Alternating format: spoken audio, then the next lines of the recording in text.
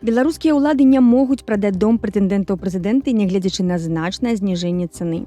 Дом сям'і Цапкала ў Менску выставілі на паўторны аўкцыён 15 студзеня. Стартавая цана каля 470 тысяч даляраў, прыкладна на 150 тысяч менш, чым пры першай спробе ў лістападзе летась.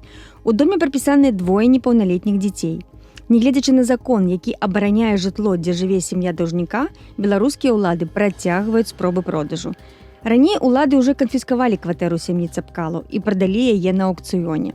Тады Вераніка Цапкала заявіла, што пры вяртанні ў Беларусь будзе патрабаваць, каб пакупнік аплаціў арэнду за час карыстання кватэрай. Валер Цапкала, заснавальнік парку высокіх тэхналогій і былы прэтэндэнт на пасаду прэзідэнта Беларусі, быў пазбаўлены магчымасці ўдзельнічаць у выбарах 2020 году.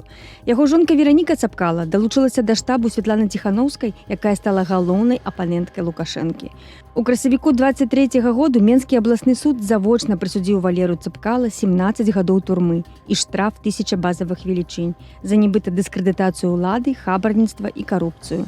Цяпер сям'я Цапкалаў пражывае за межамі Беларусі.